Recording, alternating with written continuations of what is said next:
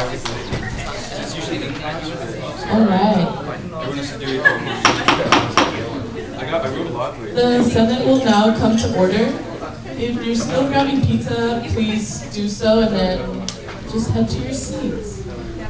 Today we are trying Zoom for the first time, so just bear with us. There will not be slides today, unfortunately, but yes, that's our first order of business is roll call. The clerk of Senate will now take roll. Hello everyone, if you're here today as a proxy, please raise your hand and say proxy when you hear the name of your senator. Dot Adedepa. Nadia Al-Faraj. Crystal Alvarez. Here. Pamela Awawi. Here. Fantasy Bias. Here. Catalina Carvajal. Here. Holly Carvine. Antonio Cardenas. Here. Justin Duss. Here. Alana De La Torre. Here. Maya De La Torre. Max Donahue. Here. Andrew DeHoven. Here. Eliza Giro. Valerie Jaimes. Here. Yoshvi Kaladi. Here. Jesse Magana. Oh, yeah. Simon Mizrahi. Chidi Okaru. Here. Rhonda Papp. Here. Maya Ramirez. Here. Brianna Rivas. Here.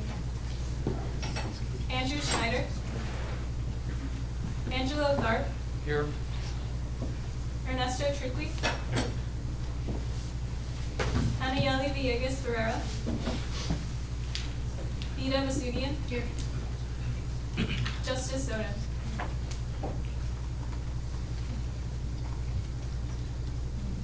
Let the record reflect that quorum is met. Our second order of business is the approval of the agenda. Yes. Move to approve the agenda. There's a motion on the floor, having been seconded, to approve today's agenda. Is there any further discussion? All those in favor, please raise your placards and say aye. Aye. All opposed? And any abstentions? Motion passes. The agenda is approved. Next item on the agenda is the approval of the minutes. I move to approve the minutes. There's a motion on the floor, having been seconded, to approve last week's minutes. Not last week, but the last Senate meeting's minutes. Is there any further discussion? All those in favor, please raise your placards and say aye. Aye. All opposed? And any abstentions? Motion passes. The minutes are approved. Next item on the agenda is a report from myself. I just wanted to remind you all on attendance and proxies, and if you need to be absent, you should be letting me know more than 24 hours in advance. I understand that there are some, exceptions, but just be as open with communication with me as you can. A lot of you have already had the 3 absences, but we're still just like trying to move along and remind people of your attendance and your commitment to being here. Are there any questions on absences? Cool. Next item on the agenda are reports from committee chairs, and we can start with Fantasy.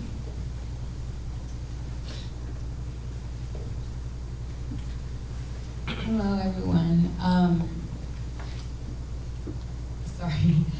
We are doing some, we have some student orgs that we're still improving as time goes on. We're still trying to plan some events that we're doing for the rest of the semester, but as you know, some things are happening to where it's a little harder for us to have gatherings and just be in social spaces. So we do have a meeting tonight. We're going to talk more about that since it's after spring break. We kind of just are getting in the groove of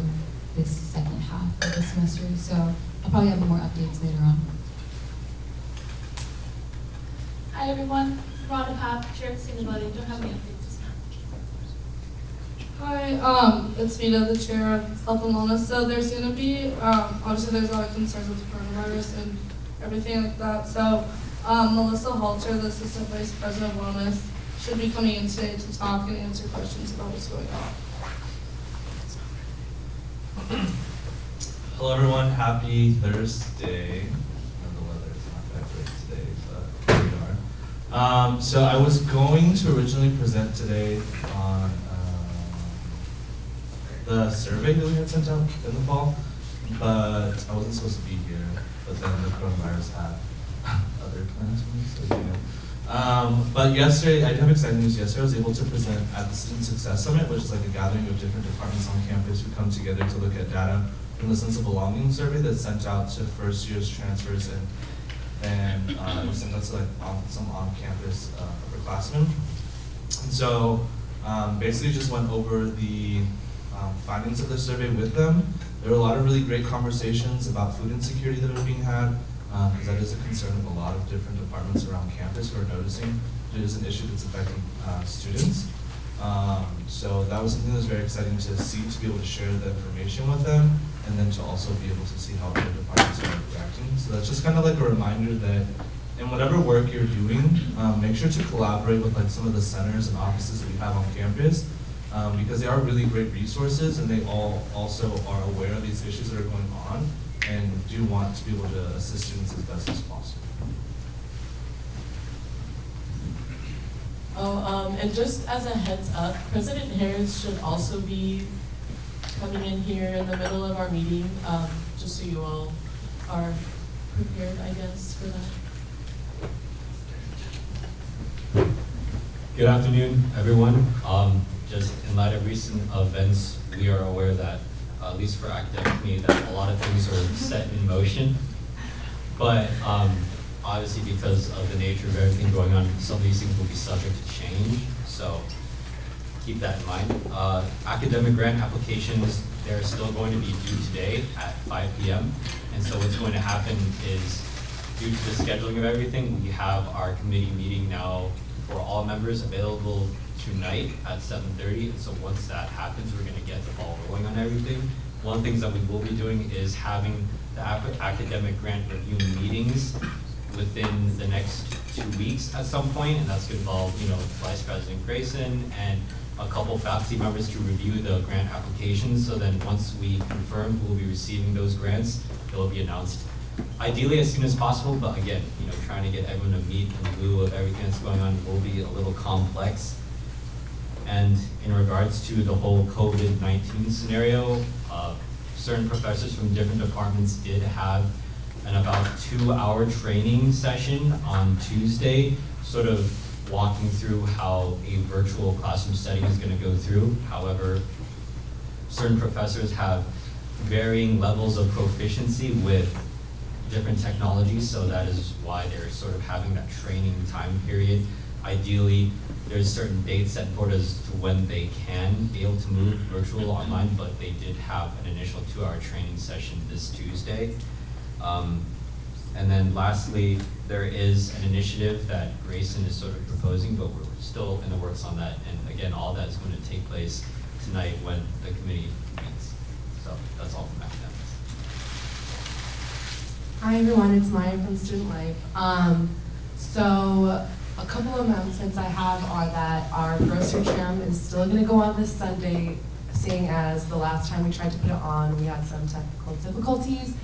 And just to keep up our commitment to the student body, we decided that we'd carry on with it. With that said, almost everyone on my team cannot make it, so can I see some volunteers that would be able to come on Sunday between 12 and 4 to help out?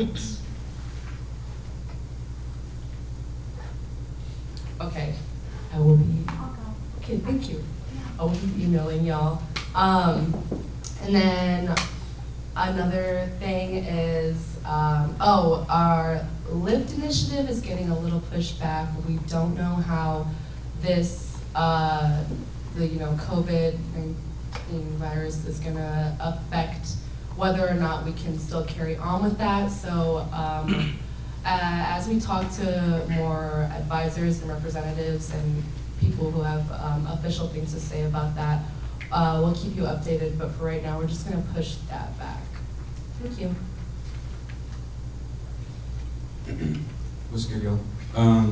So I guess last week my updates weren't conveyed a little properly, but I mean that doesn't matter anymore because I guess I'm sure all of you guys have gotten the email yesterday about intercollegiate athletic events being closed to the public, and that kind of botches a lot of our plans that we had for the rest of the semester, which is okay because I mean we will see what will happen. But we have some cool things planned, but TBD to decide if they're going to go on. Cool. Thank you. Next item on the agenda are reports from exec, and we can start with Dan. Hello, everyone. So I have quite a few updates, so please bear with me. The first one is elections. We will be passing out after Senate 2 postcard invitations per senator, and these are meant for you all to give out to 2 of your constituents who you would encourage to apply for ASG and run a campaign. So those will be given out. Please spread those out. Additionally, I've been posting here and there on the Instagram on either informationals or elections, anything like that. So also please feel free to repost that. Yes. Informationals, we are still having informationals despite all the uncertainty going on around campus. We are offering informationals to go online as well. We will have a pre-recorded informational, and people who would like to run a campaign can watch it, and then we'll take a quick little quiz to make sure that they're going through the entire process, accurately. We're still working the logistics out, but just to put it on your radar that is a possibility. I've reached out to all the new members about polos, but if you have not responded to me yet, please send me your polo size by the end of today. This morning we canceled our outreach because of the weather outside of Maher, but we would like to still have it for next week if everything goes as planned at the university. So could I get 2 volunteers for next week, Thursday before Senate, between the hours of 11 to noon to table? Thank you. Lana, thanks. Yeah, thank you. Elections committee will be meeting on Monday, just so you all know as well, planning the rest of the semester. Another cool opportunity is that the Linda Vista Farmers Market, I don't know if you all know, but it happens every Thursday during the spring. It happens, I believe, from 3 p.m. to 7 p.m. Mulvaney Center has been working on providing students with transportation to and from the Linda Vista Market, so that is available for your constituents as well. And really exciting news, but they are now taking campus cash. So just so you all know, and I can also share the flyer with you all so that you all can send it to your email lists. And then just a friendly reminder, especially to our committee chairs, that if you all have any updates, or information that you would like to get on the Instagram, please send me a video, images, whatever you would like. But that is also an invitation open to all senators. So, yeah, any questions? Thank you. Hey everybody, so I actually have quite a bit of updates, like the usual stuff. So first of all, Finance Committee bylaws, I told you all that they'd be coming today. They're not coming today. They're gonna come April 9th after Finance Committee actually meets. And after we get more of an idea of what's gonna happen the rest of the semester. And then thank you all for approving the allocations last meeting. That was pretty great. It went on the budget that's currently on the website. It's all updated, active for everybody to see, enjoy, provide comments on. And then the ASGBC bylaws that you all approved in the fall are gonna go online like by the end of next week. We've had some issues, like just formalizing the text since then, but it's just gonna go online as is if we don't get that resolved. And then as a response to the whole COVID-19, ASGBC is planning on changing the way it addresses its funding requests. Given the emails that President Harris has sent out, we felt that it was necessary to respond proactively instead of reactively. So we'll be sending out that email by the end of the week, and by next week you all should have a better picture of what that looks like. And then regards to like ASG's overall finances, I'm working on a way if the school like does go fully online and like a significant amount of events are canceled, we're working on possible alternatives for funds that are not spent this semester to either roll over to next semester or like benefit the students in a different way than just roll over into the endowed scholarship. But that's just something we're thinking about right now. It'll be brought to Finance Committee, discussed, and then brought back to you guys. Hi everyone. So TBB, well, I mean, I'm sure you all saw the email that was sent out last night about campus events and the new policies that are happening. So as of today, TBB will be suspending all of the events that have been planned. So the lecture that was planned for Tuesday, March Madness, that was planned for next week, will not be happening as scheduled. We are gonna try and see, depending on what the university says, like what that means moving forward for the rest of the semester, depending on, are we able to host very small scale events, or trying to use the money in other ways. We're trying to figure out the best way to support the students. So we'll be meeting, our executive team meets on Monday, so we'll be talking about that. But the big item is that Olay Festival concert, all of that is gonna be canceled. So it will not be happening this semester. We will not be having a concert or a festival. So that's my update. Thank you, Elise. I have no updates today.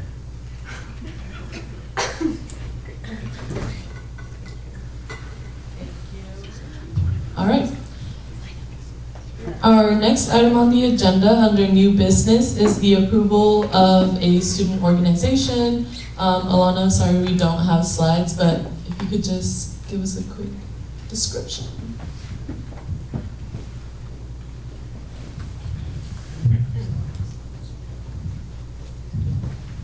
Hello. So as mentioned, we have one, which is STEM Outreach Club. Their purpose is to make STEM fun and accessible to students from low-income backgrounds, racial minorities, and women, all groups of people who are severely underrepresented in the STEM field. It's also volunteer-based, so they work with Autism Tree, Operation Biggs, and Montgomery Middle School. Any questions? Or motions to approve? I move to approve STEM Outreach Club. Second. There's a motion on the floor, having been seconded, to approve STEM Outreach Club. Is there any further discussion? All those in favor, please raise your placards and say aye. Aye. All opposed? And any abstentions? Motion passes. Student org is approved. Thanks,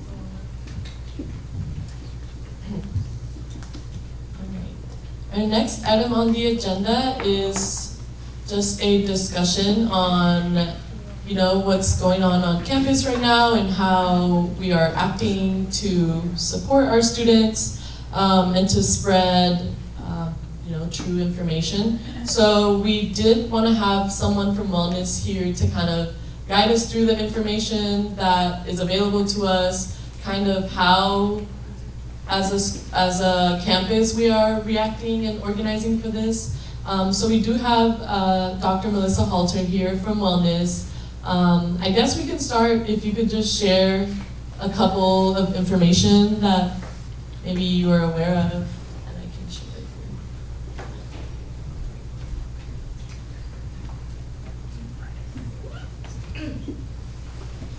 Sure. Thank you all for having me. I think it's important, and we really appreciated y'all's willingness to help us out with this, is anything that we can do to support the community's well-being is our priority. So that can be as simple as just engaging in some social distancing where possible. If you are sick, we want you to stay home. We want you to stay out of classes and out of environments where there are multiple people. So you all making the decisions to really get behind us and support the information that President Harris sent out is critical. Please know this is a really evolving issue. It will evolve hourly probably, and so you can expect swift changes as we see things from the World Health Organization, the CDC, and our government about what we need to do. So what might be today might not be tomorrow. What might be within the next few hours might look very different as well. And so please know that we have many people who are working on this, and we will do our best to communicate as quickly as possible to you all as things change. And whatever you can do to support the process would be absolutely wonderful. So you received communication last night. I'm going to make the assumption you will receive additional communication tonight or tomorrow morning because we're currently evaluating information right now. So, was there any? Yes. What is the process?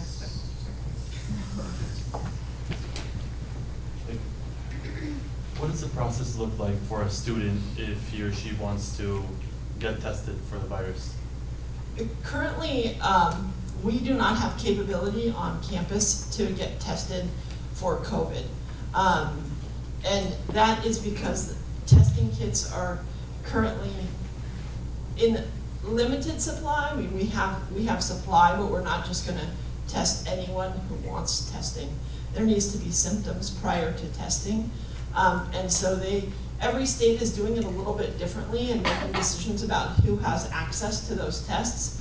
Previously, it was just the CDC was managing that through public health departments. Now we currently have some hospitals and urgent cares that are doing testing here, but you would first want to talk to your primary care provider, share the symptoms that you are having, talk about if you have traveled anywhere where there has been an outbreak, and they will make a decision based off your symptoms and your travel, or if you've been exposed directly to somebody who has been diagnosed with COVID.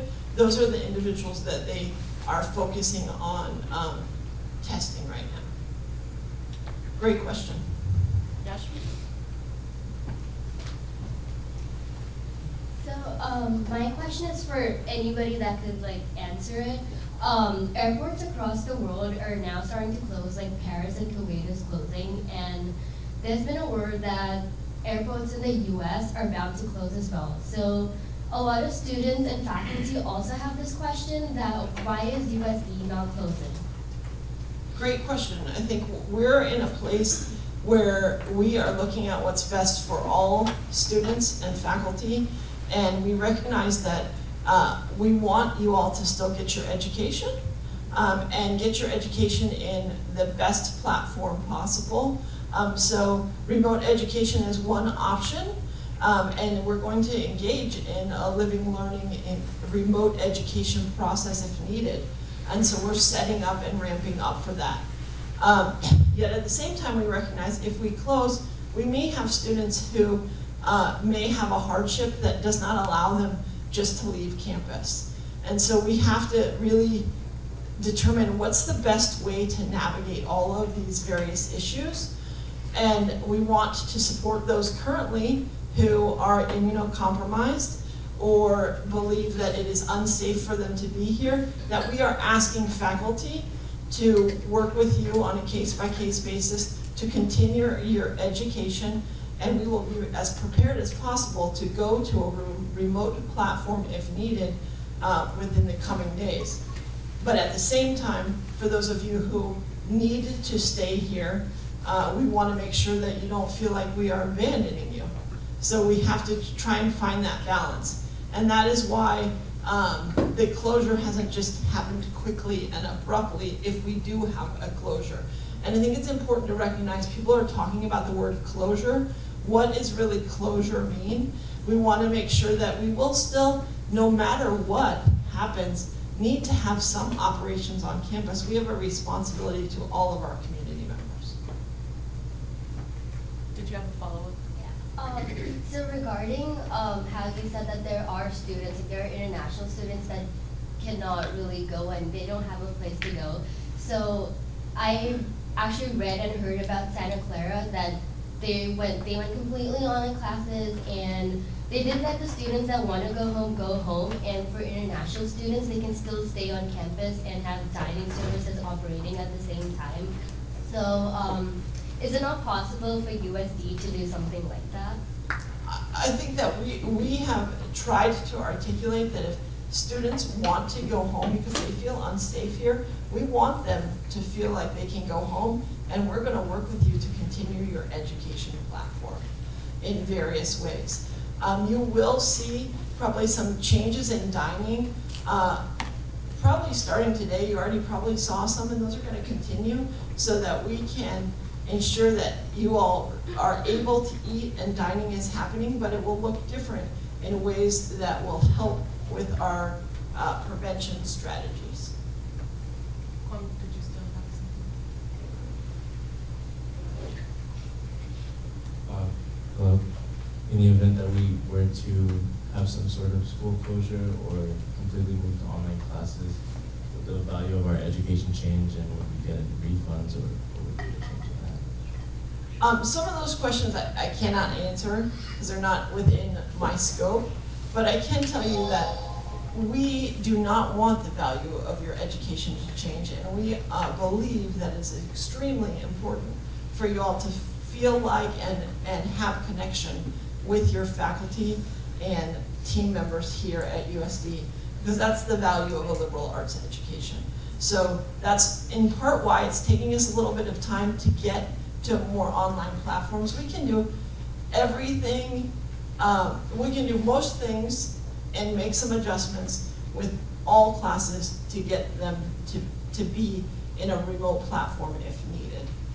We have to do some adjustments. For example, I teach a therapy class, and so a lot of that is on, hands-on, but telehealth and teletherapy, I just need to teach my students now how to do that hands-on stuff in a different way.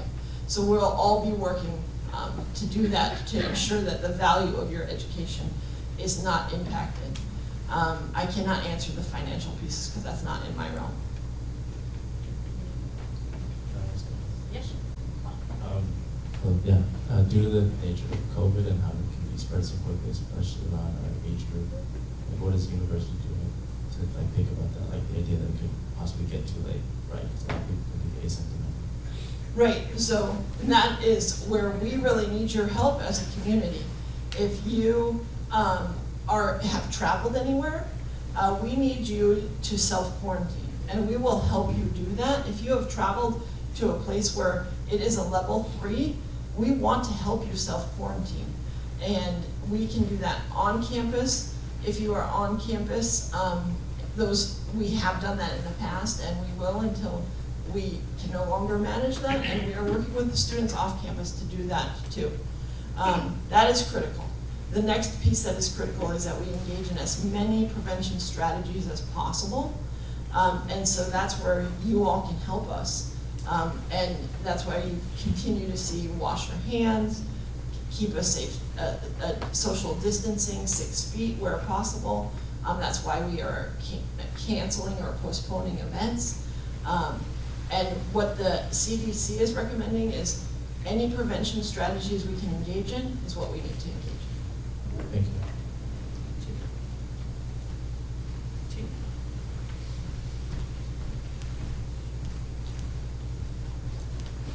So for moving to online classes, how is students that use DLDRC, like how are they being taken into account, and how are you working with that center to make sure their education is still at the same level? Absolutely. That's a great question. We will continue to have the DLDRC operational if we move to remote classes. and a remote platform. And, you know, we can talk to students via phone. They can still come in if they are on campus. And we work on a case-by-case basis with faculty to do that.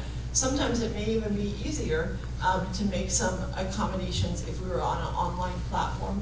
Because, for example, if you were taking a test, we can just adjust the timeline on the test. If you're taking it on Blackboard, say it was a 50-minute test, you can give time and a half on Blackboard for one individual, much easier than actually you can having them come to our office and take the test time and a half. So actually that's one of the easier things that we can manage, knowing that we have been given the opportunity to work with all of our students who are registered with the DLDRC who are immunocompromised to be able to step away from classes as needed. So excellent question. Sure. So I'm not sure if you can answer, but like the Aussie boxes, is that gonna change like how that works? That is not in my area, but I would say that with prevention strategies, we want to make sure everything is as clean as possible. So if Aussie boxes were to be used, you know, we will want to make sure that the prevention strategies are used to make sure those are clean. But I don't want to speak to that because it's not in my direct area.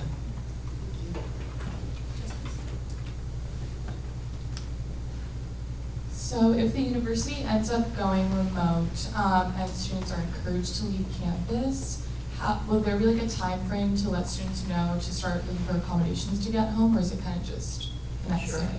I think we're going to do everything possible to work with students and faculty. So, you know, some people may be able to just drive home because they're local, and that might be easy. But some people might need to create some travel arrangements and things like that.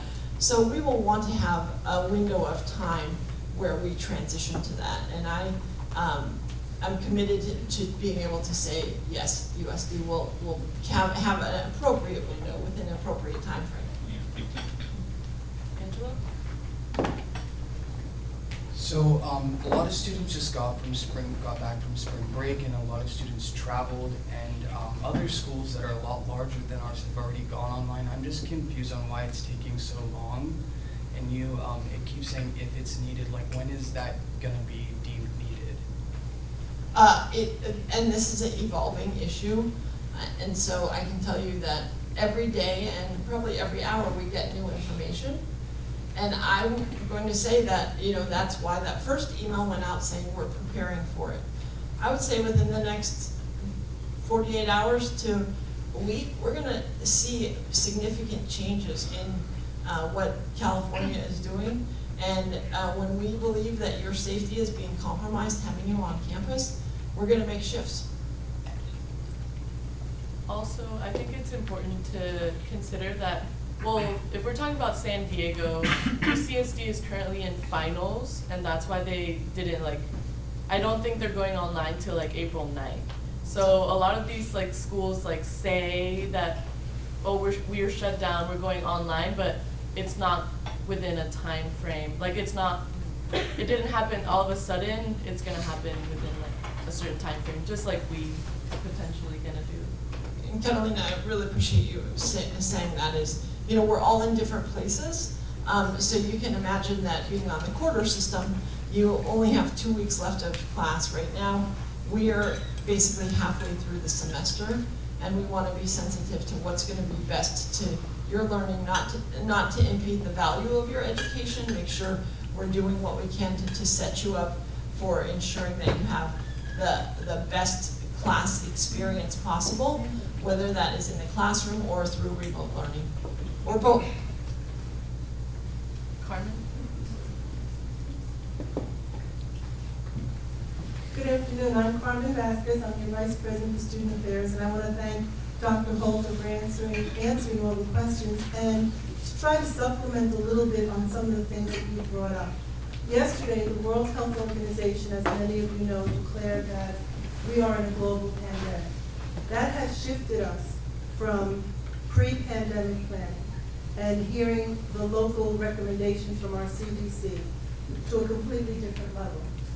At 2 o'clock today, there will be a campus action team meeting. You've heard of the COVID action team.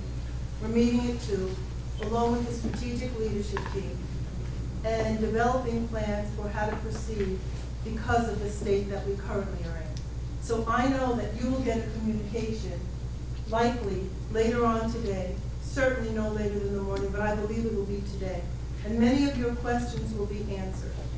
But what I want to emphasize that's really critical, you can read all the literature on epidemiology and from epidemiologists about past flu and viruses and epidemics and pandemics like this, particularly the 1918 Spanish flu.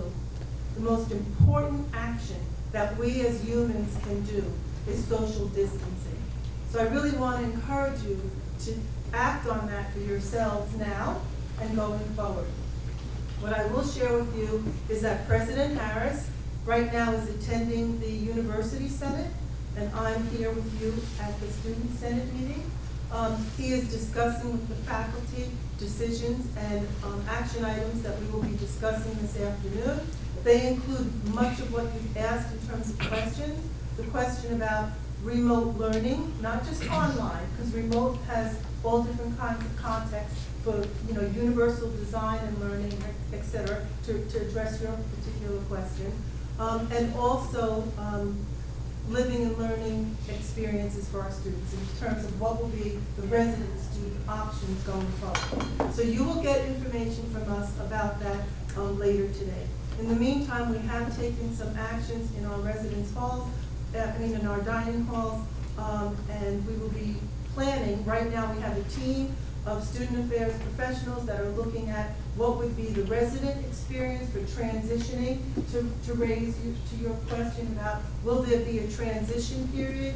Yes, there will be a transition period. We will likely have that in the communication that will go out later today as we meet to convene to address all of these issues. So I just want to give you some assurances that we are working on the university's roles and responsibilities and your experience, wanting to make sure that your education continues and that we're also able to make sure that your health, well-being, and safety are also paramount for us because they always have been. I'm here to answer any questions that I can.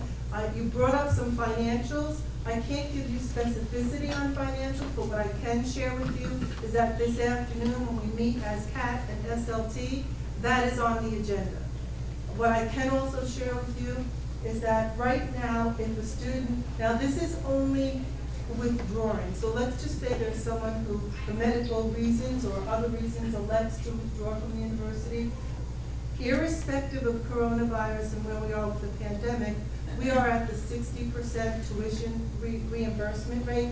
That will be extended, at least through this following week. So there are some pieces that we're putting into place, but general information about finances and refunds are not yet decided on, but will be as we continue through remote learning and living experiences, hardship cases, unique circumstances, and managing to how to best support our students.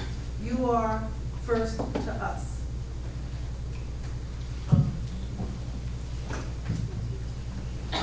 I know a lot of you have had your hand up for a while. Jesse. I do have a follow-up question. So, okay, I maybe have like 3 questions, but also one of them isn't a question, so clarifying that. So like, I know a lot of people are asking about what would happen with like your financial aid.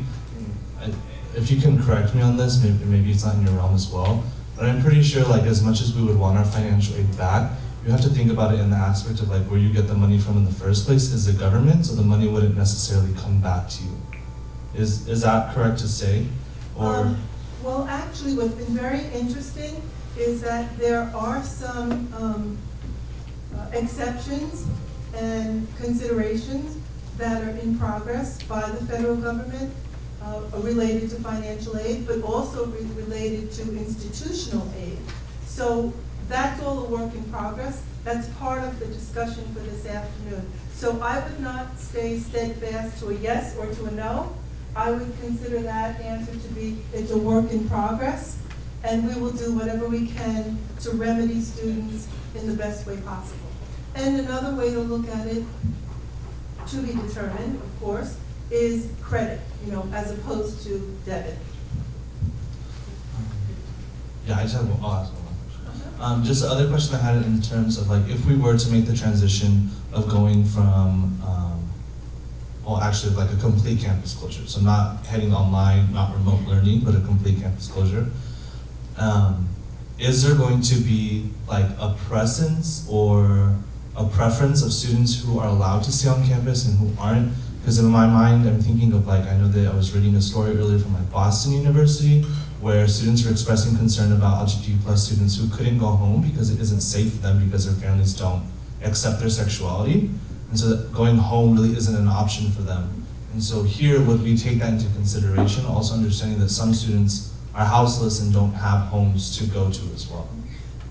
Yes, we would take all considerations of our students' experience, whether they are in food insecurity, home insecurity, whether they have unique family circumstances where it's not safe for them to return home. All of those dimensions are human dimensions that we have to take into consideration. And when we say campus closure, we're not really talking, we would always have a limited operation. So we would have students, for those of you who may recall, at the beginning of the academic year, if you live on campus, you were asked to fill out a form that said, in an emergency, would you be able to return home or not? So what will likely happen, if you go into remote living and learning, is that you will be asked to verify what you said in the fall is also your current situation. If you identify that there's a hardship or a certain circumstance, whatever that circumstance is, we'll ask the students to advise us of that, and all of that will be taken into consideration. Thank you.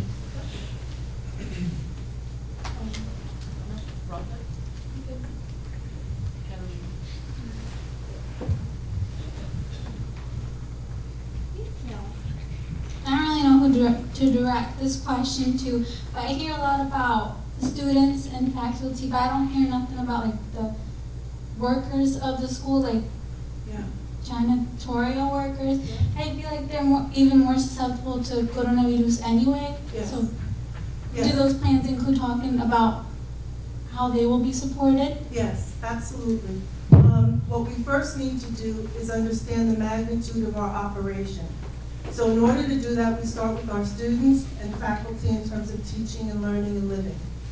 And then we will also engage with we've already asked supervisors to begin conversations with our employees. Sometimes our employees have to do care for elders in their family or children, or they may have a compromised immune system or any of the issues that are human condition that are related to what we need to take into consideration and account for.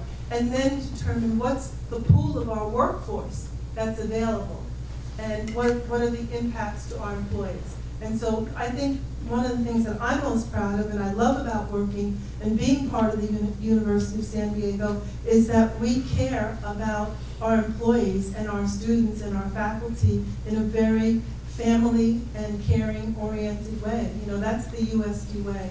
So we got this. Justin, did you still have a question? Isaiah?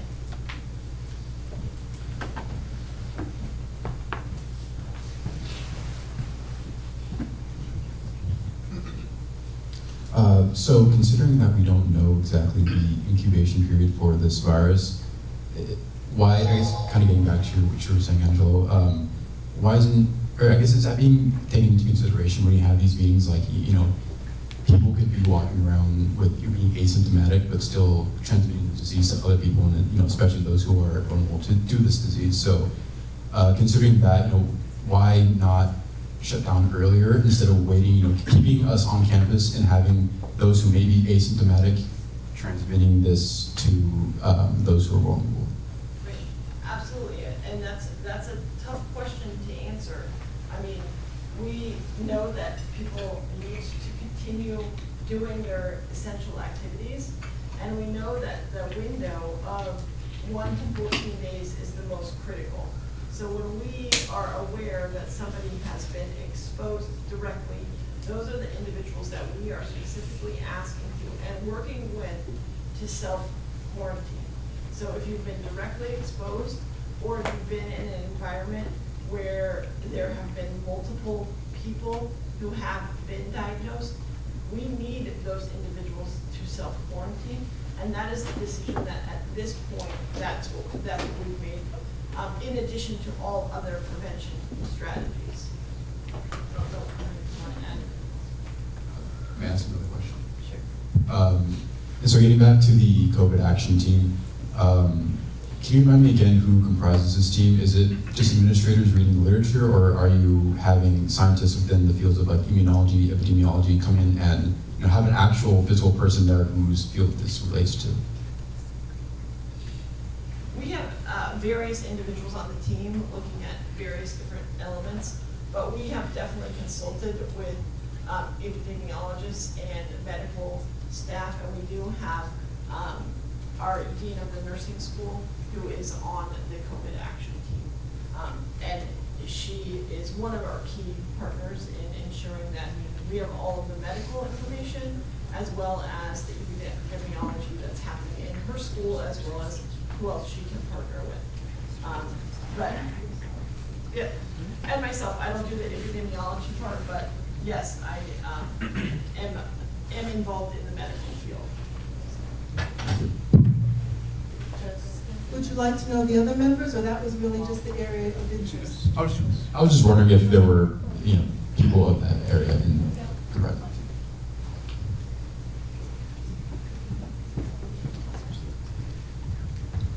Thank you for answering all of our questions. My question is, in regards to a previous statement that was made, I'm not sure if I heard it correctly. I remember you mentioned that, of course, the COVID-19 testing kits are in short supply and that students should go to their primary health provider if they feel that they have symptoms, but I'm curious, does the University of San Diego have testing kits on hand should they need to be implemented? We are not identified as a COVID testing site, but we have partnerships with hospitals and urgent cares that are identified as COVID testing sites. So we can directly make that connection if there was a need for a student to get tested, and we can do it very seamlessly. Thank you. I think that's also a point to reinforce why if a student has traveled or has been, in their view, exposed in some way, that they come forward and share that information with us, because then we're able to get them the resources they need, be it on or off campus. Hi, thank you for answering all our questions. I remember you said that in the event of a closure, this university will still function at some point. Does that include still paying or employing work-study students? We're looking at that this afternoon. I don't want to have you leave today's meeting thinking that the university is closing. What I do think we can talk about is when we transition, or if we should transition, to remote learning and living, which means not in the classroom and not in a residence hall. And in terms of student employment, we're looking at what are the federal work-study leniencies that have been provided, and how can we continue to support our students who depend, for living on their employment opportunities here. So students, faculty, staff, all our staff workers will be considered in that discussion.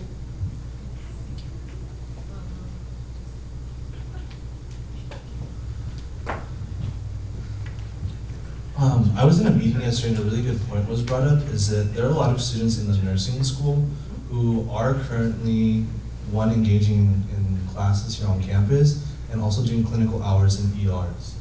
And so for me, that also is a concern to think about. I understand that as far as their education goes, they're required to do a certain amount of clinical hours per year in order to receive their degrees. But at the same time, thinking about them leaving campus and then coming back on after doing continuous clinical hours, and thinking about what that could do to students who are on this campus. And I'm sure that they're taking precautions in their departments and in the hospitals, to address those needs, but at the same time, it is a concern of mine to think that they are coming and going back and forth from campus. Yes, I absolutely understand that concern. And there's multiple layers here, and I'll try to get the key pieces. Is that we in student wellness are very connected with the nursing school for that reason. All individuals who are in the nursing schools who are doing practicals have been provided with the appropriate information that they need to know to take all the protective measures possible. If they have been in an area where there is a client or a patient who may have been diagnosed or tested for COVID, we know that, and they are following the procedures based off quarantine or monitoring if there were to be those. And at this point, we're not concerned because we are following those guidance. And there's personal protective equipment that they will all be wearing to keep it at a low risk if they're engaged in a particular environment that may be more high risk without that personal protective equipment. Point of order, the 30-minute allotment for this agenda One other item point has been to reached. your question though, the School of Nursing academic courses, not the practicum, the academic coursework will all be remote. They've already made that decision. Sorry, but Motion to extend the time. yes. For how long? 20 minutes. There's a motion on the floor, having been seconded, to extend this item on the agenda 20 minutes. Is there any further discussion? All those in favor, please raise your placards and say aye. Aye. All opposed? And any abstentions? Motion passes. Would you be able to take questions from the public just in case people need to leave early right now? Yes, of course.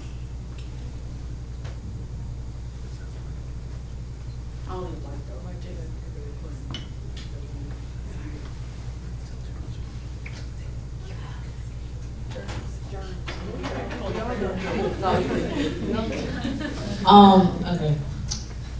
I know we were talking about like remote learning, stuff like that, but I have like labs. Okay, so like let's say I just choose to go home and like I don't live over here, so I can't like fly back to like take no lab.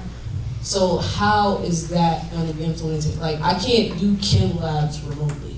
I can't like do my engineering scene design project remotely because I have to actually be in a location where I have to use like a soldering iron. I don't have that at home. Stuff like that. Like how does that work? Each faculty member will determine what is the best course of academic engagement going forward, whether it's remote, whether it's lab, whether it's practicum. So, you know, the faculty have the domain of the classroom. It's their authority and responsibility. So I think that's a case-by-case basis with our faculty, and we will have that information once we declare going either remote learning and or remote living.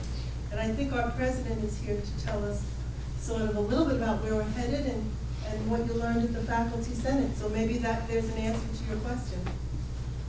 Okay, what about graduation? Commencement is on the subjects that we will be focusing on. We have not gone that far yet in terms of decision making for what will be with commencement. But I know like a lot of schools, they was talking about like, oh, if the gathering is like more than a certain amount, it might be canceled. So like, are you guys considering like smaller graduations by like, I don't know. Right now, the governor last night said no groups over 250, so we'd have to have, we'd have to have probably 20 different graduations. But we'll look at that when we get to that point. Yeah.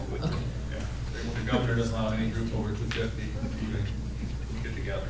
And our commencements are 5 commencements of about 7,000 people each. So we're still getting to that point we're working out. So, may I take the floor? Is that okay? Thank you. So I just want to read a couple statements first, and I'll answer any questions, and they might have already been addressed. I just came from the faculty senate where I read a similar thing, and then also talked to them, got their opinions on certain ideas that are probably floating around here today. So first of all, thank you. These are extraordinary times. We haven't had, I've been a president for 26 years. I've never seen anything like this at any time. For your information, we do practice as a university, a senior leadership team, emergency operations. We do that on a semester by semester basis. Many of the administrators in this room are participants in those conversations. So in recent years, they've been focused on 2 subjects. One has been open shooter on campus, which all of us are familiar with and need to prepare for. The second one has been fires here in Southern California. It's particularly an important one for us to talk about. How do you evacuate the campus? How do you prepare? While this is not either of those situations, it has helped us be informed about how we respond to emergencies. So let me go through just a few comments and I'll open it up to any questions. Nothing's off limits. So over the past month, we've been monitoring the coronavirus outbreak very carefully. We created a coronavirus action team. We've been meeting daily, sometimes hourly, sometimes every 10 minutes. Throughout the outbreak, we followed our own emergency plans. So we have plans for all, any kind of different situation that will occur. And we followed all the recommended protocols, procedures provided by the Centers for Disease Control and Prevention, the California Department of Public Health, the County of San Diego Health and Human Services agencies.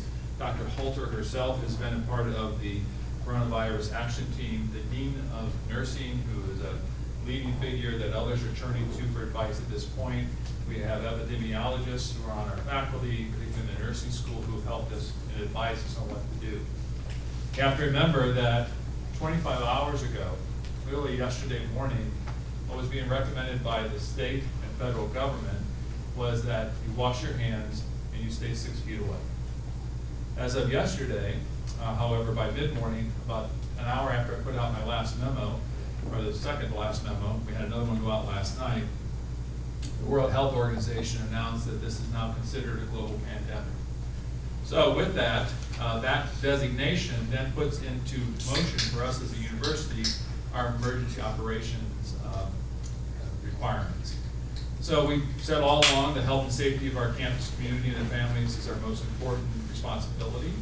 And it's abundantly clear that we just have to take extraordinary measures right now to reduce the impact on our campus, on your families, on you, and then also on the local healthcare systems, because what we just have been informed by the local healthcare, while there's only one fully reported case as of yesterday in the whole county of San Diego, we all are now hearing the news that it's probably among all of us in some capacity.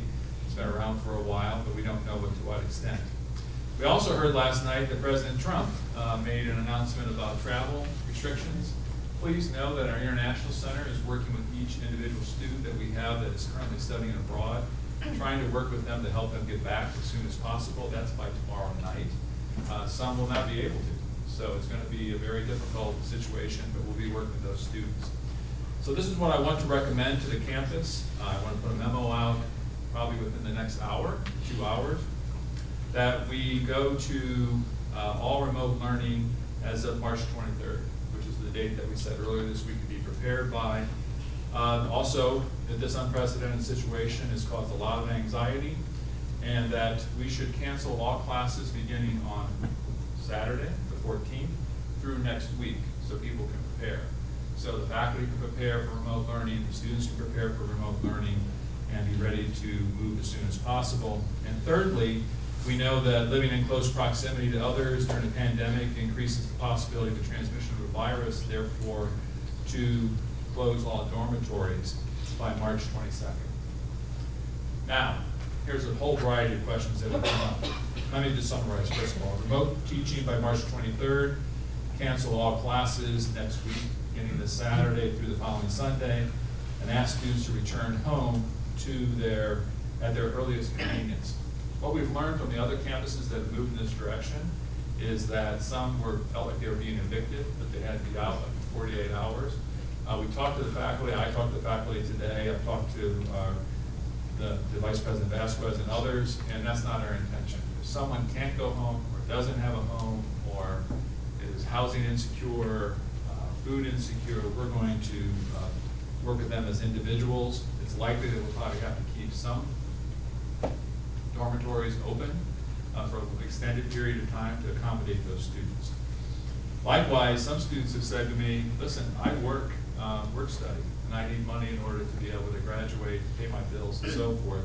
We're going to work with you to try to provide grants to cover that. So if you worked 10 hours a week and you were making a certain dollar amount, we're going to provide that, work with you. We have to work out those details. This is all moving as we talk about. Yesterday when I met with the Associated Student Leadership, we talked about refunds of a couple different sorts. So if you don't return to campus and you live in the residence hall, then we should refund you for the second half of the semester for your residence hall fees, right? You shouldn't be charged that. And you should also, we talked about the student fees that are being used for club sports, for other activities, and that you're going to make a determination of how you want to do that. There might be some extraordinary things you want to do that you feel as a student government that needs to be taken care of. But I'm open to the idea of just send that money back to the students as well. So that would be, those are in the earlier stages of my mind, these refunds and what we might do with it, but we're certainly open to all of that. The question that I've had, so there have been a whole set of responses to these so far. Well, let me add two other things that have just recently happened just in the last hour. I was on the phone with the commissioner of our athletic conference, and it's likely by mid-afternoon we're going to announce that all athletic competition will be canceled for the rest of the season for all sports. So there will be no more athletic competitions. We're now figuring out whether or not individual athletes who are in individual sports could work out with their coach. I walked in and I heard the great question about what do I do if I have a lab? And that's going to be determined by the faculty members. There are some seniors who are in projects that need careful monitoring. We feel it's safe if they live locally and if the faculty member has the opportunity to work with them, that they could continue some of those projects so you don't have to give that up. Our intention is to try to deliver everything remotely, electronically. Some of it's online. Some of it could just be like we have today. I don't know if that's a mechanism to be able to hear others, but it could be a conference call. It could be Zoom. It'll be up to the individual faculty member to make that decision. I do not want to close the campus. I don't want to send you home. I've been the house optimist all along, and I was following the guidelines of the CDC and trying to give us ultimate flexibility. When I heard from the student leadership yesterday is that's your intention. You really don't want to go home. I know that. I'm sorry, we're going to have to do that. When you look at the spread of the disease, now that it's a pandemic, now that we're getting information, again, some information just came to us this morning about what the local health officials are saying about their capacity to handle situations. If you get the situation where you think about the cruise ships, that could be a dormitory. Why didn't we think about that earlier? No health officials thought that was a problem. You're a young population. The likelihood of any of you being hurt by this virus is very, very slim. Anybody without an immune compromised situation. But people my age and older who have issues like I do, like asthma, that's a real issue. So when you're on a cruise ship and you're older and you catch that, that's a problem. But we don't want to put you in any of that situation. If you're critical of how the university has responded, that criticism should come towards me, not to anybody else on staff. I'm the one who had the final say on all the decisions we made. I'm the one who put out most of the communications. So I'm open to those criticisms. I don't think it's a good use of our time right now. I've gotten plenty of them online, and I'm willing to hear more if you'd like. But that's my responsibility as the president, to try to keep you safe, to try to move forward. And sometimes, in hindsight, maybe we could have moved faster. I can tell you this, that the other campuses that move faster, many of them are struggling. So for example, those schools that have the advantage of having spring break start this week or next week, who've said don't come home or don't come back to your campus, what are they going to do if there's an outbreak? What are they going to do? Are you going to come back and get your goods after, in the middle of April when the outbreak's going? You're going to travel back to your campus to get that? What happens when you are evicted from your dormitory with 48 hours notice? What happens if so? And we'll be online and remote quicker than any school in San Diego County. UCSC isn't going until April 6th, and so will San Diego State won't go until like 2 weeks from now. So we're trying to move quickly. We've been deliberate, but again, you always criticize the process and what happened, and I certainly will own that. So let me answer any questions. I'm sorry. Chidi will actually go first. Okay. So you said earlier about like international students, how not all of them are going to be able to make it back. Is the university going to provide for them financially and make sure they have like food housing, all that. Yeah, we want to keep the dining facilities open for those students. I'm hoping that we'll have some date. I don't know what that date is. We want to be flexible. Whether so a date where, let's say 3 weeks from now, we want everybody out of the dorms because we're going to go through and sanitize and do those kinds of things. But we also have to be flexible to help those students, those international students who can't go home or don't want to go home, have other options. I don't know what those other options will be. Is it going to be host families, or are we going to have to find other apartments? Are we going to keep them on campus? Our decision-making process is fluid, right? We've been, what I want to do, unless the health officials tell us otherwise. You know, if we have an outbreak tomorrow, then we're in a whole different situation. And again, this has all been changing hourly. My hope is that we can accommodate those individual needs, but we'll see. And then, is it the same situation for students that are abroad? Now, the situation with the students abroad, last information I had, I don't know, you have more, Carmen? Well, what I know is that we have some students abroad. For example, how many days ago was it? It was last week. We asked all students in Italy to come home, right? We asked them all to leave their classes, come back to their own house, you know, not to our campus, because they have to self-quarantine now if you're been in Europe. And we know there's a couple students who apparently came back when they did their own spring break, and so we want to have conversations with them.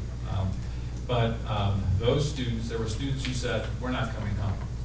And we talked to their families, and their families said, we want them to stay in Italy. Now, this is as if 8 days ago. And I can't go and get you and require you to come home. So they stayed. They're now going to be in Italy. And so we're going to try to provide, we're on constant contact. We don't have, you know, while we're one of the bigger programs in the country, the numbers are not that large of our students that are studying abroad in Europe. There are students, and the universities over there offer we're working with partner universities for the study abroad experience. Some of them have the capacity to do online themselves. Others don't, because they weren't prepared for this. So we're going to have to work with those individual students. Did that answer your question? No? Well, go ahead, yell it out.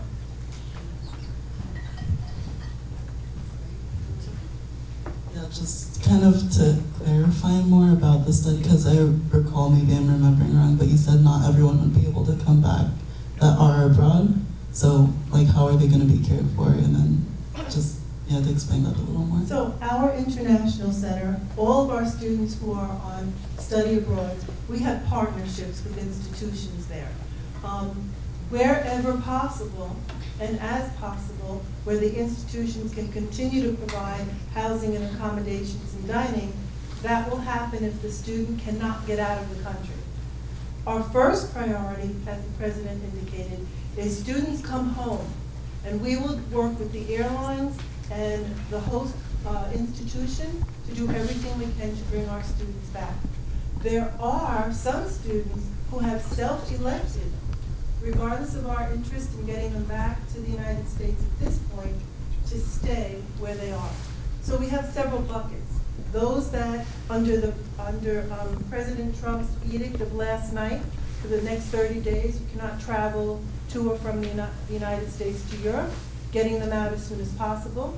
We have students who remained in Italy, even though we asked them to come home earlier. And then we have students who are in other study abroad programs that now need to return home, but may also either elect to stay. The challenge is that some of the institutions, the universities that we have affiliation with, don't have the remote capacity.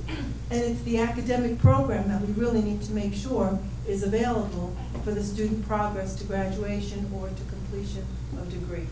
And we did, when did we close the Madrid Center? It was before President Last Trump's. week. You know, last week we closed the Madrid Center, asked people to come home as well. Not all did. You're an independent group. Travelers. I know we all want to get our questions in and answered, but at this point, I will be giving priority to those who have not asked a question yet, just to keep that in mind. George? My question is more of a recommendation to you. So you're asking students to self-report, and the Google form that you sent out, or was sent out a few weeks before spring break, it clearly only has a few countries listed on it, and it's slightly confusing and honestly doesn't incentivize students to report if they went to countries outside of that. And given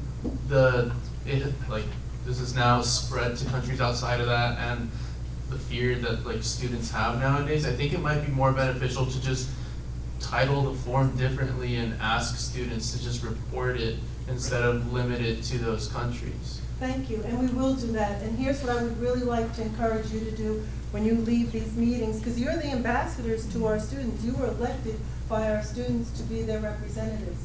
There will be a residential life form, the one that I spoke about earlier, the emergency form. In other words, if there was an emergency at the university, could you return home or not? And if so, why not? Describe your hardship or your circumstance. That's going to be sent out again today so that we have a roster. And we last sent it out, just to give you an order of magnitude, about 30% of our students who completed it, which we hoped that 2,600 would have completed it, but only 2,100 completed it. And 30% of those that completed it indicated that they likely would not, in an emergency, be able to return. So we want to get that data, you know, as accurate as possible. And then the Student Health Center, along with the International Center, can modify the form that you just described so that we have a broader sense of where students have traveled. So thank you, that's a great idea. And I just want to clarify with the Google form, as you all help encourage people to fill that out, please know that we will be working with the students who were at a level 3 country to self-quarantine. So if you traveled internationally, there are some places that you may not need to self-quarantine. We will make it so that anybody can put the information on, and then we will create a way to articulate back to all students who have traveled. But the ones that we're going to specifically be trying to talk to about if they have symptoms, et cetera, would be if they traveled to a country where there was a specific outbreak. And to give you some sense, as I recall, I might be wrong on this, as of Tuesday, France wasn't even at a level 2, and now all of Europe is a level 3. Correct. In 72 hours. So one of the things I hope you heard in the President's communication to us is we are likely to move to remote learning. We are likely to move to remote living, which means that, to your question earlier, there will be a transition period that'll be communicated in the correspondence that goes out today that'll tell you between this period and this period is our transition time. And when I say transition time, it's about transition to go from current model to remote model, remote living and remote learning. The faculty, and Marianne was there as well, is that the faculty are stating that they're going to be ready to go. They like the fact that they have a week. I had proposed that we leave open the option to come back, that maybe after Easter there would be an opportunity to come back. That's strongly not the recommendation of the faculty. And the reason is, particularly the nursing faculty, is that they're recommending that it's unlikely that we're going to, so if we send everybody off and then you all come back, like if we'd known that 2 weeks ago, would we have brought you back? Probably still, we would have. I don't know if we do what we do now, we wouldn't obviously, but if you go off and come back, the chances are you could have been exposed somewhere else, or someone could have been. And they don't think that the epidemiology suggests that this will be over by April. They think it's going to continue. So my takeaway from the faculty is we're going online, we're going remote, we're going through any means electronically, with the exception of those individual classes where faculty might have a research project and they're going to work with their individual team and with those, particularly the upperclassmen that need us to graduate this spring, they'll work through those with you. But again, this is unusual, incredible circumstances. I'm not happy to have to tell you this news or move in this direction, but it seems to be in our best interest. Thanks. Point of order, we've reached the 20-minute allotment for this item. Jesse? I move to add, I'm just going to say 30 minutes of time. Second. Yeah, we only have 20. I have to be at another thing, so. Yeah. I understand that. You're going to talk, right? Wait, so 20 or 30? I said 30, but I just got a text from, I'm on the board of the NCAA March Madness. All right. There's a motion on the floor, has been seconded to add 30 minutes to the agenda item. Any further discussion? All those in favor, please raise your placard, say aye. Aye. All opposed? And any abstentions? Motion passes. And just bear with me, I am taking stacks, so I'm taking down everyone who has their hand up, but Rita? So I just want clarification. I just want to know. So like, let's say you work 2 jobs on campus, or you work a job on campus, work study and another one, or just whichever either. Are we gonna, like, I'm confused. What is the procedure right now, as of now, for if we're getting our income from that? Like if we get money from that, but if we're My not. current thought, but we have to work through whether or not what the federal law will allow, because that's federal money. They may not allow us to pay you without working. My thought is, we're just gonna take the money from the university and pay. How would you determine how much you're gonna pay? I don't know. What would you recommend? I would imagine we do the average weekly number that you have. I think we'd have to have some I kind of think average. that's a little tricky one though, because I know like I have 2 jobs, for example. So one of them I work like 3 hours a week. So that's my work study one, and that one barely anything. The other one that's on campus, I work like way too many hours a week. So that one is where I'm getting most of my income from. So if you just look at work study, I'm gonna be screwed. I'm gonna get like 3 hours. But if you look at combine them, I'll be fine. Okay, that's good advice for us to take a look at. Look at, like, the My overall. inclination right now would be, we're gonna pay you, right? If you need this money to go to school, and you've got a dollar amount that you're trying to reach, or that we've already been set by federal government, and we're not allowed to use federal money, we're gonna find a way as a university to try to do that. I'm not making a full commitment because I don't know exactly what I'm legally allowed to do. Yeah. I don't know if I'm breaking employment law by saying that. So this all has to be figured out, but I'm inclined to say, we give you a grant to help you make it through school. Not a loan, but a grant. And that's just gonna cost the university money to do that. But if that's in the best interest of our students who need the money, then that's what we need to do. Yeah, That's 'cause- kind of my attitude on the whole thing. We have to help you, we help you. Yeah, because my concern was like if you just look at work study, it's going to be like look at the overall picture. Like people have many jobs on campus, and looking at the average hours for just one job isn't going to suffice for everyone. So yeah. If I might, may I add one comment on work? Yes. Okay, so one comment on work is that we have a number of employees on campus that are hourly employees that work more hours because they have students on campus, right? So we're gonna try to make sure we work with them to do the same thing, that they have their hours covered. There are other jobs they can do, which is probably cleaning the campus, which is gonna be doubled down over the next 6 to 10 weeks. So we're gonna try to work with them. You might have seen my memo where I said that we're allowing all faculty to work remotely, but also employees if they have an underlying condition. I even have 2 people that are either direct or indirect, one line down from me, that are gonna do that starting today, because they have a health issue. So we're gonna be flexible. We're gonna do all we can to try to help our employees. There's not an intention to lay people off or anything, but we're already estimating this is if I'm gonna refund you your fees, we're gonna refund you dormitory costs, or what you've already paid. If we're going to do these things to pay students who aren't working, we're in the vicinity of $7 to $10 million of a hit to the university, which I think is, and we bank on our money to pay our employees on that. We're gonna try to figure that out. That's. It's on the agenda. It's on the agenda today. We just figured this in the last hour, right? That's, literally we met at. 10:30 this morning. Right? But this is good feedback. So we're gonna look at not just work study, we're gonna look at on-campus jobs. Right. And you know what, one thing on on-campus jobs, if you're an upperclassman, or if you're living locally, you're not in the dorms and don't have to go home in the residence halls, there's no reason you couldn't come to work because the employees are coming to work. Right? You're gonna be in a small number, you're not gonna be in groups, large groups. Jessica?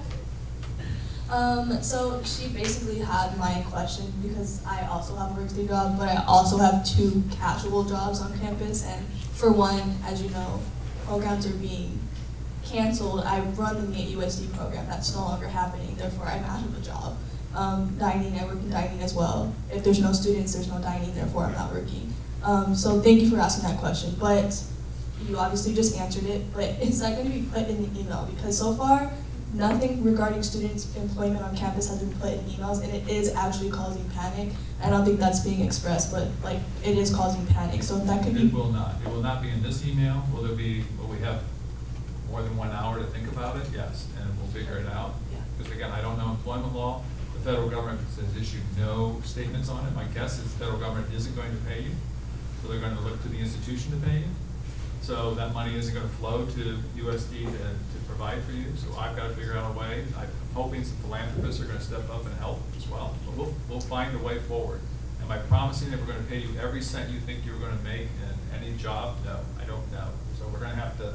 It's all good questions, and this is why I'm here. So we're going to try to work through it. I won't have an answer by this afternoon. May not have an answer by next week because of 1,000 universities are asking the federal government for similar questions. You think they'd come out with an answer. But we want to help our students. I don't want you to be at a disadvantage because you're online or you're on remote learning and you can't work on campus. Now again, if you're an upperclassman, you could come to work. But you said your job's not even going to be open, so what are we going to do, right? We'll find work for it, or we'll do something. Thanks. David, do you still have a question? Afternoon, sir. In the same sort of vein, those of us that are here on GI Bill assistance, a lot of us need that money to pay rent, mortgages, kids, things like that. And seeing as work or school is our work, essentially, maybe that's something to consider at the next meeting. I'm assuming you don't have an answer for that either, because again, it's federal government, VA, things like that. But I guess just something to consider. That's an excellent point. I would assume that all your GI benefits would go to the tuition that you've already paid, and that would continue. But you're saying that you are on campus and you're getting a stipend to pay for that. So that's something with the Veterans Administration. Okay. So how we work a lot of times is, for spring break or something like that, we won't get paid for every day that we're not in school. So as class gets canceled, that's money that we're losing. Yeah, I think remote learning, we would classify that as in-class learning. Right. Okay. So we're either saying, we'll interpret it, if we're allowed to interpret it that way. That's how I would interpret it. You're in class. Awesome. Thank you. Thank you, that's great. Well, I'm glad you brought that up. I didn't think about that. There was a question about ROTC as well. We're trying to work through that because we have a number of men and women that are in ROTC, and what are those regulations going to be? Are they going to lose their scholarship if they can't do the physical fitness in the morning, and what's going to happen there? So we're trying to work. That's another one that just came up, but that's why I'm here. I appreciate those questions. So just a couple things. One thing, and I asked this from President Harris and Carmen Vasquez, is that when sending out these emails and things like that, I understand that technically things are still up in the air, but we need concrete answers. We can't hear, it is likely that we will this, it is likely that we will this. And I think this was also echoed at the Faculty Senate. We want concrete answers and not likely, but we will be doing this starting next week and things like that. So I really encourage you to be intentional when thinking of the wording for the emails that you will be sending out. I do understand there's a lot of pressure and this is happening on an hour-to-hour basis, but the clearer you can be, the better it will be for the student body in responding to it. And then I just had a question in terms of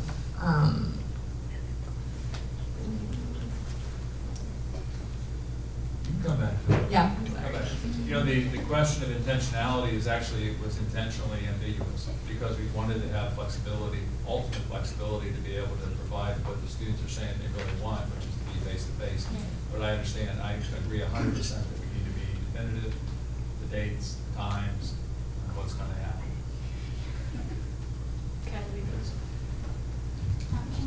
My question is a question that I've heard a lot from students in my classes. It was, are we gonna receive like financial assistance for people that need to like take a flight home, and then also like out-of-state students need to like put their stuff in storage? Like, will there be financial assistance with that? We haven't talked about that. From the residence hall perspective, we're going to ask students to plan to leave the residence halls if you can, and depending on where we decide on whether we're coming back April 13th or we're continuing to the end of the academic year, the more that you can take with you, the better. If we can assist with shipping, we will. But ideally, it's take as much as you can home with you. With regards to aid for travel, I think that's a case-by-case basis. I'm happy to tell you that because of the generosity of our donors, we do have some emergency funds, but they're not endless, they're not limitless. So we will use those funds also on a case-by-case basis to support students. And financial aid office will be involved in that because they're able to see, you know, the order of magnitude of need as well as opportunity to support. Thank you. You're welcome. I'm curious if the You're not mesh.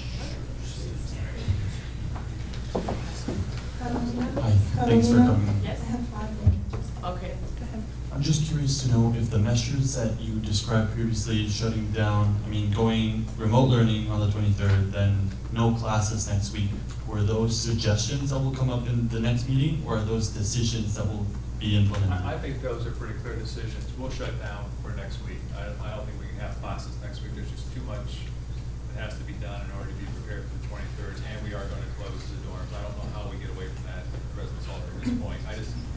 I didn't know coming into this morning that's exactly where we're going to be, but at this point, I don't see a way out. Or it wouldn't be in our best interest for the students if we didn't do that. One of the things that I think would be really important is the guidance on absolute decisions and directions will be in that communication.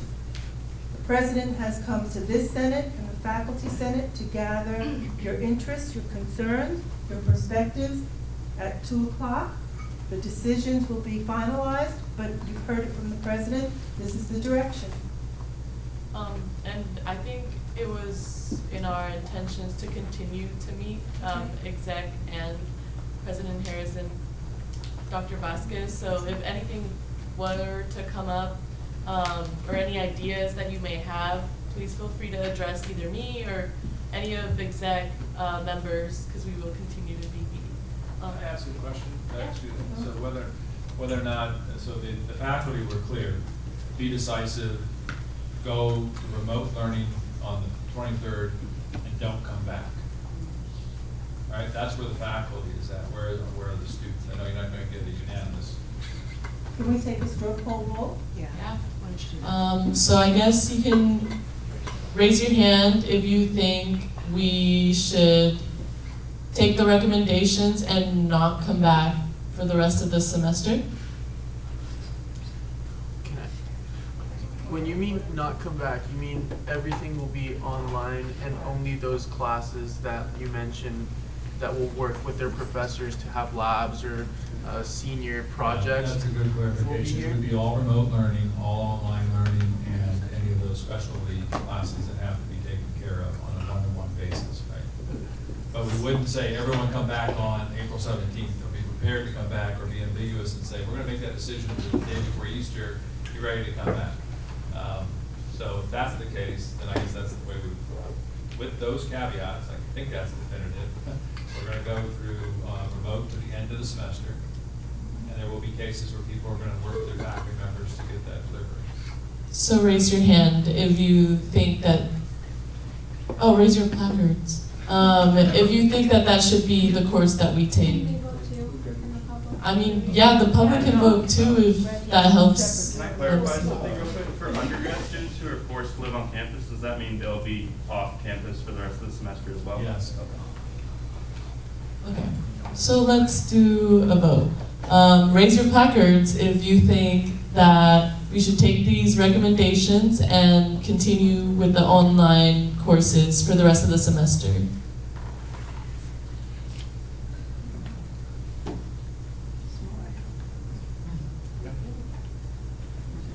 Okay, now raise your hand if you think that we should take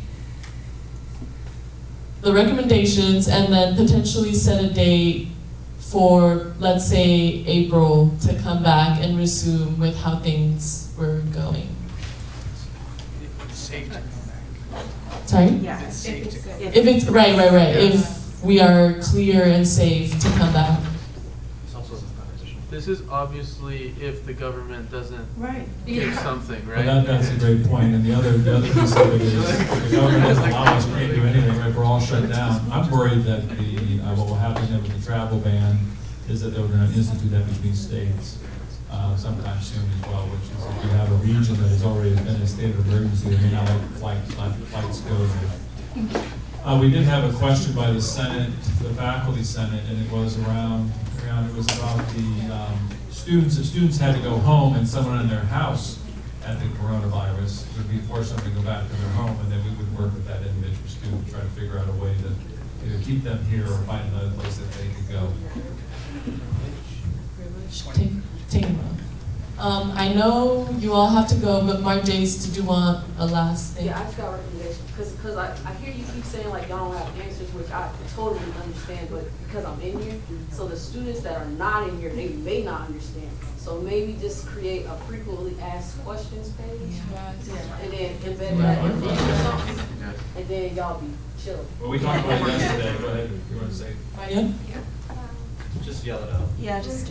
So we actually, based on the conversation that exec team had with with President Harris and Gil and Dr. Baker yesterday, we will be creating a frequently asked questions page where we will actually be helping answer the questions, so that way they are one, accommodated to students and are able to be better understood, and so that way also they know it's not just coming from administration, but also from ASG, so they know that we have their better interest in hand. And I've been taking down all the questions that were asked here.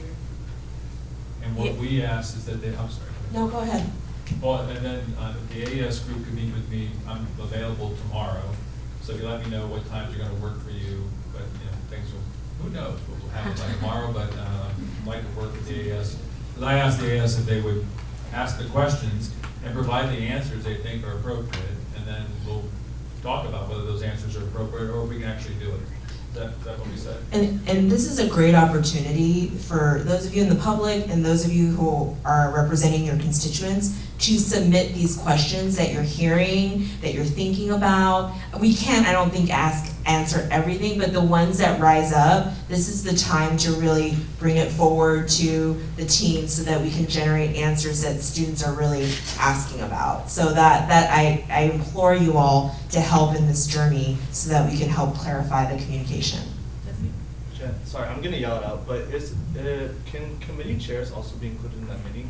Because as much as I appreciate exec and your expertise, like realistically, the committee chairs are really in the trenches with students and their constituents, because we also serve as senators. So that's not to demean like the work that you all are doing, but I think it's also important we're involved in these conversations too, so we can communicate that to our constituents and represent the Senate as well. I think part of it is just the timing of like schedules and stuff like that. If I don't know if everyone exec is okay with this, but if you are able to meet when we are choosing to have these meetings, you're more than welcome to come. I do understand that you are, realistically, you spend more time with your constituents than we do in some sense of the idea. But it's also just honestly timing. Like it took a really long time to figure out when President Harris was even available with us to meet. So it's just timing. That's fine. I'm just saying, like, if we can come to the meeting, if we all have the time available too, is that okay? That's your decision. And then, can I just? Yashvi has been wanting to. I can do one more.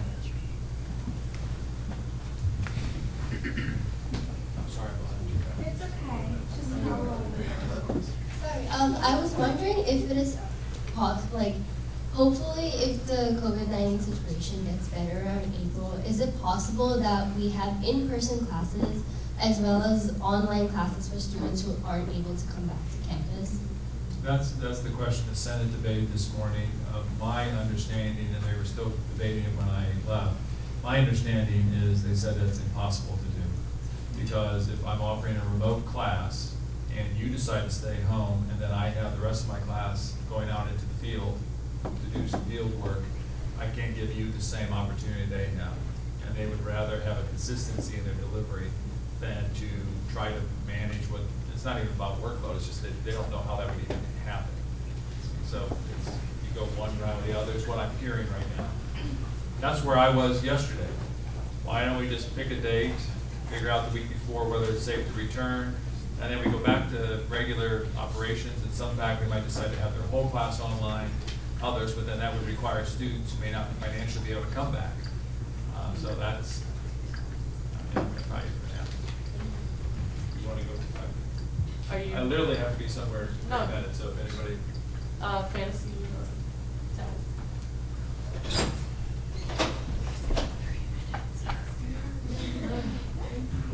Yeah, I think we definitely should come back. I really hope that you don't make us come back. I think it's financially just not going to work. I think instead of it's gonna be in a limbo anyway, just even if you set a date, you know, because we still don't know what's gonna happen, like globally. So I think it's better just to say we're not coming back. We only have 2 months left. I know students, like I know you want the full experience this semester. I don't know about grad students, like I don't know what to do about y'all, I'm sorry. But yeah, I really, like I would urge that a lot. I know that if I leave, I would not be able to come back. And I also have some exceptions, whatever, but like I wouldn't come back. So I think it would be awesome if we could, but also like realistically, like I think that would be the best move is to not. Thank you. One of the things just that came to mind, it's not necessarily directly a response, but thank you for that response, was that faculty asked for midterm grades. They have to submit them by next Wednesday. They're going to be given a little more leeway in doing that. The good news is that we are halfway through the semester. So we have reached that halfway point, and so it won't be as onerous as some schools that are going to try to do an entire quarter or an entire semester online and aren't prepared to do that. I think our faculty can rise to the challenge. I appreciate the grace that you are showing. I know there's a lot of questions, a lot of criticisms. I own that. But I thank you for flexibility, your understanding here. This has never happened in my lifetime, and I'm a pretty old guy. So it's just be careful out there. Continue to follow the CDC recommendations. The social distancing would not be someone who would show up in a social gathering, a large one, anytime soon. So I would be careful. Listen to that 100 people yet, but I think very careful about that. Thank you for this time. Thank you, President Harris, for being here, and everyone.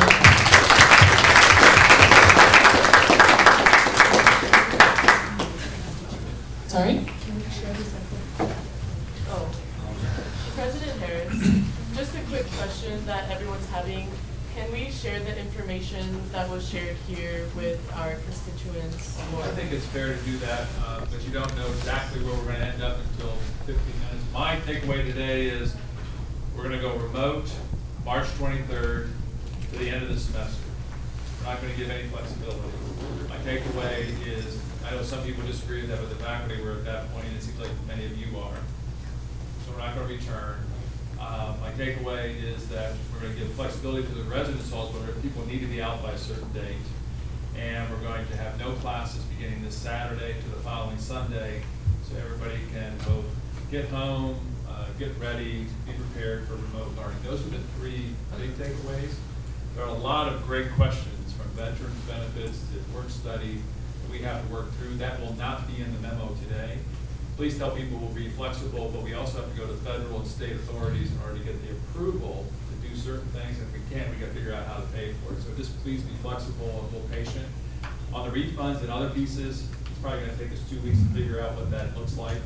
But we'll be continually putting stuff on the coronavirus website, but then we'll have other memos that will likely come from me or some other university official talking about these different policies. Okay. Yes, yes. Okay. All right, thank you, everybody. Really appreciate it.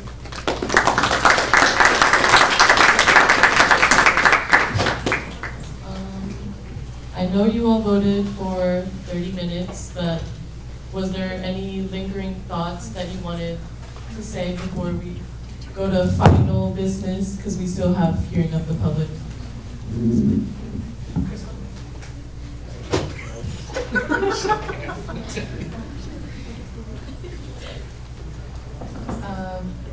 I would have preferred to ask this question to President Harris. I know he has to go, but I completely agree with what Jessica's saying and Vita. I work an on-campus job. My other job is working at a school, so there's a good chance that that might get canceled as well. So, like, if the school is not able to pay those of us who work in auxiliary or other jobs on campus that are not under federal work study, if it's possible to like use student fee funds that can't get like reimbursed to the students, would it be possible to like use that money to pay students? Like, there's a huge population of students that work on campus jobs. Like, I think that would be something that qualifies under like general welfare and well-being of the student body. I would think it's a good use of funds, even if I wasn't working at an auxiliary job. Yeah, it's good to start thinking about how we want to reallocate funds or use our funds that are currently available to us. So George can probably speak more to that. Just here, I mean, I know a lot of you would like to reallocate a lot of what we allocated for this semester, but we can't like reallocate everything because half the semester already went by and things already happened. But do we have quorum? I'm about to like offer for something I pretty think, no, that we we need to are. vote. We are. Okay. Can we like approve to reallocate the funds that we can reallocate this semester?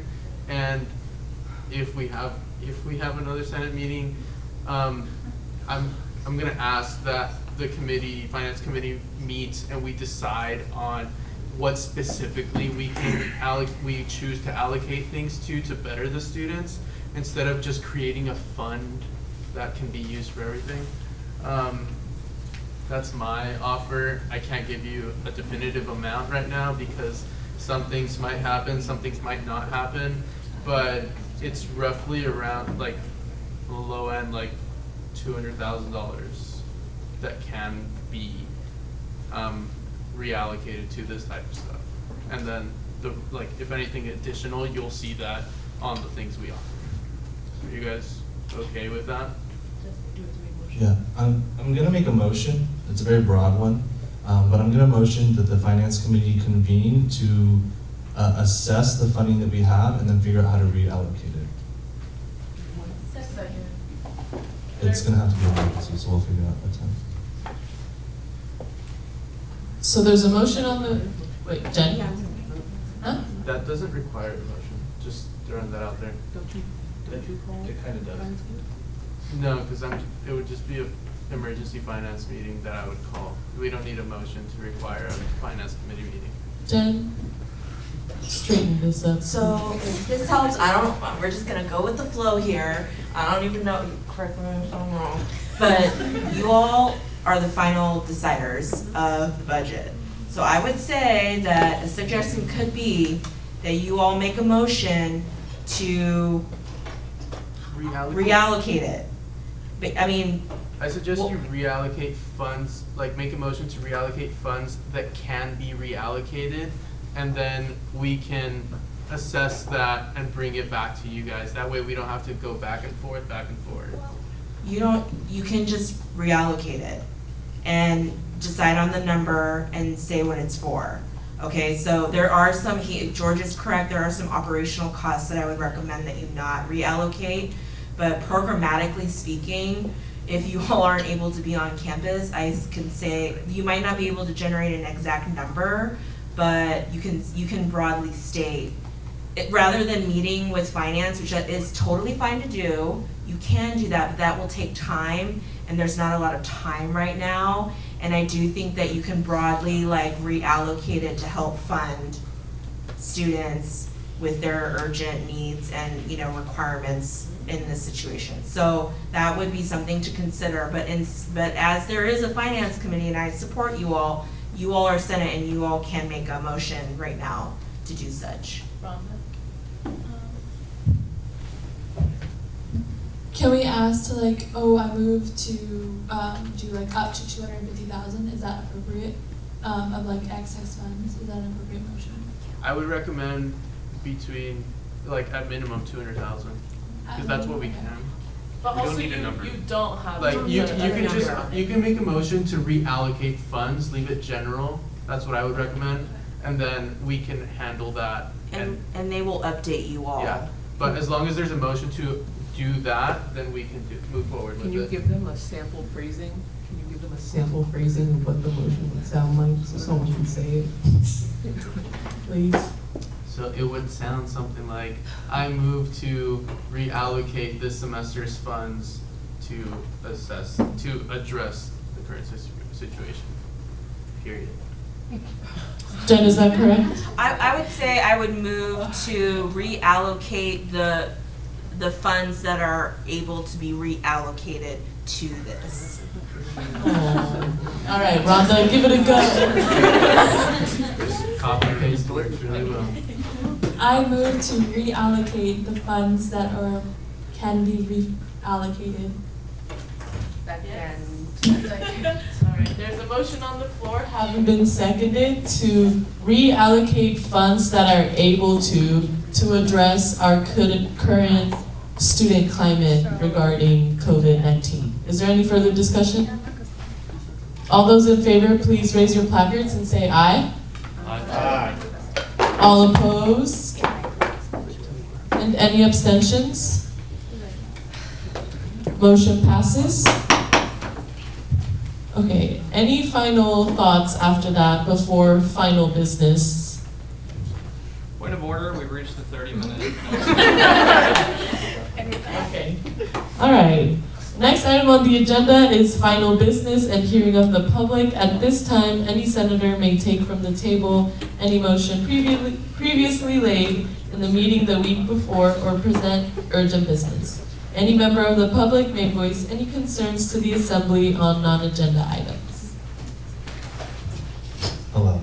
So, given all of the information that we have, I think that it's really, really important that we leave the room and attempt to not create a sense of hysteria amongst students, even though the word pandemic actually gives me anxiety.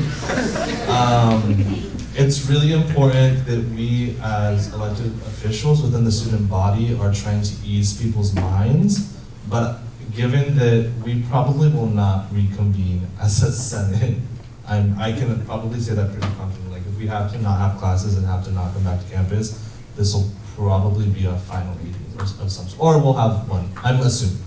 But are we gonna have, what are we gonna do on Zoom if no one's meeting in school?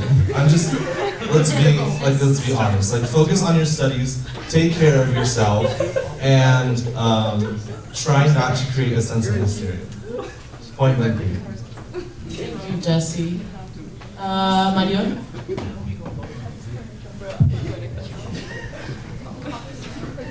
I just want to say something that I think is really important for you all to take into consideration when it comes to this and how the university proceeds with all of this. While I understand that for a lot of you, you've heard, you're a young, spry person, you're not going to get coronavirus, and if you do, you'll be fine.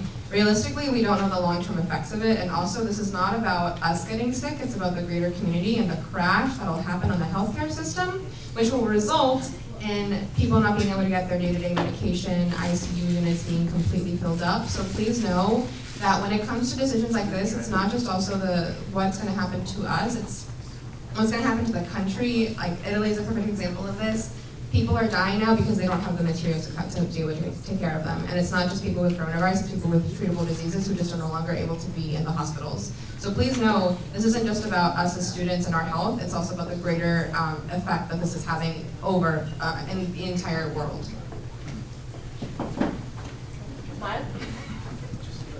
This might be trivial, but I just want to get a vote. Do you all think we should still do the grocery trip? I feel like, I don't know, I just need a lot of stuff.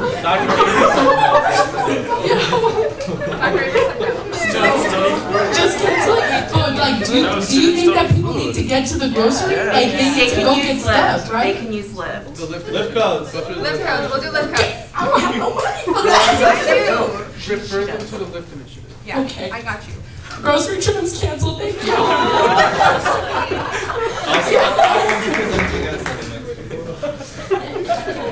Anything else from the public? It went from the CRP to this.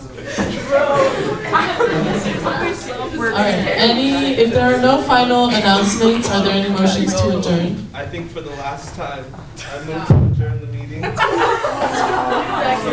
There's a motion on the floor having been seconded to adjourn this meeting. Is there any further discussion? All those in favor, please raise your placards and say aye. All opposed? And any abstentions? Motion passes. This meeting is adjourned. Stay safe, everyone.